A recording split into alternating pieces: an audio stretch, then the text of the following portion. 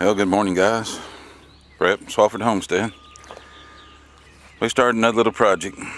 We're always doing little projects, but we had some lumber left from a job we was going to do last year, and I was wanting a carrot bed. I wanted a bigger carrot bed. I think it was a 1 foot by 11 foot carrot bed before, built out of decking boards, which made it pretty good. Worked pretty well, but I usually buried it down the ground some.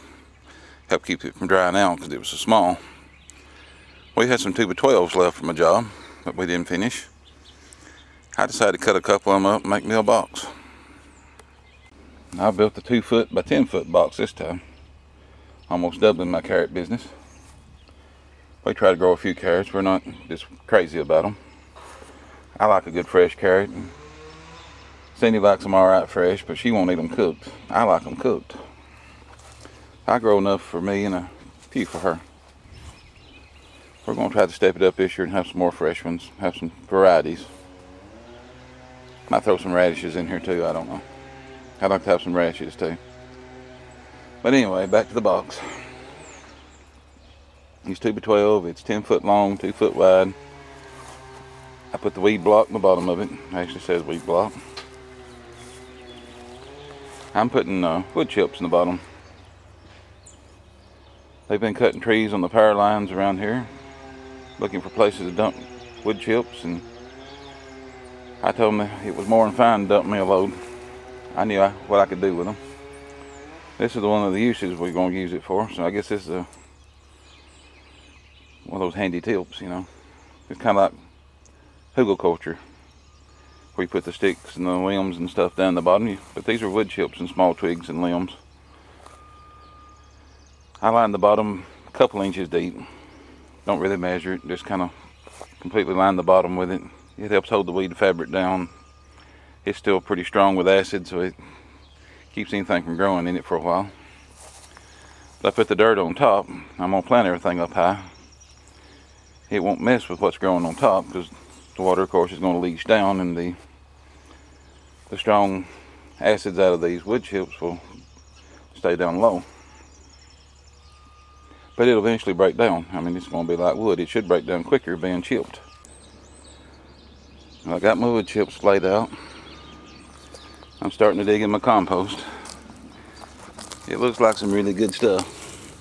It's got some big stuff in it, which I'll have to pick through and dig some of it out. That's alright. I'll pitch it to the side. I'll get what I want out of the dirt, and I'll put it back into either this compost pile or another one. I've got 3. I got 3 pretty good ones. Our main problem here is fire ants. Any kind of pile of dirt, any kind of raised bed, you're liable to have fire ants move in. And they're not easy to run back out. I'm hoping the wood chips keeps them out for a little while.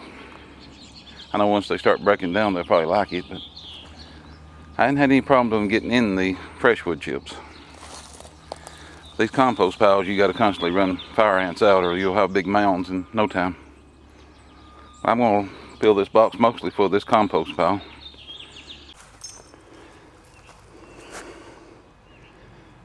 Well, I got my box 3/4 of the way full of compost from my yard. Got a few sticks to pick out. I struck gold a while ago. As I was shoveling, thinking about the day and what I was going to say on the next part of this video, I hadn't remembered. I had a bag of peat moss still left. I bought 2 big bags last year that I didn't use. I had a 3.8 cubic foot bag sitting in the greenhouse. Thought, that's gold right there for this job, because that'll really lighten this up. It's something I normally do. I buy extra every year. Whatever I can afford, whatever I can find, because when you live in a small rural area like I do, even though I'm in a small town, it's hard to get stuff unless you go a long ways. I don't know how much I use, but I filled one of these big buckets up twice, about 3/4 of the way. Mixed it in, got down on my hands and knees, mixed it in. Every time I stir it, I find more stuff in it, but that's alright. I think it's going to be loose enough, fine enough to do pretty good with carrots. I'm fixing to strow some carrot seed. I don't have the little planter for them. I usually pour them out in the palm of my hand and basically pinch them and sprinkle them as I go. It can be a waste of seed, but you still get a lot of carrots. Let me try this again. I picked up the wrong pack of seeds a while ago. So we got the Oxheart carrots, Baker Creek seeds. I got a Cosmic Purple from Baker Creek. That was a free gift. I don't know how many is actually in it. And I got the New Corota from Baker Creek.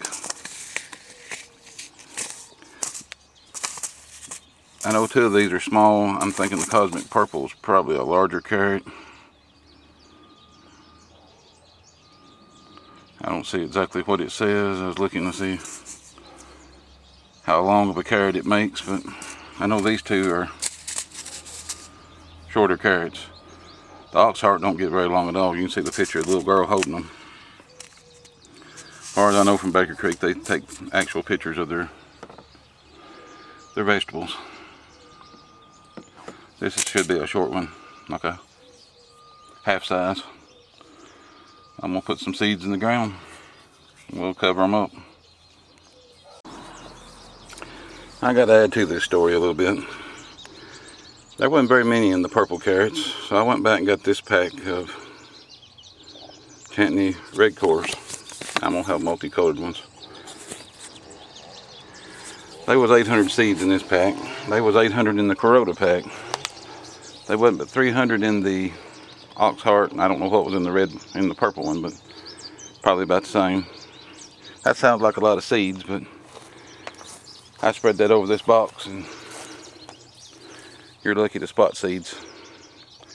You'd never guess there's that many in here.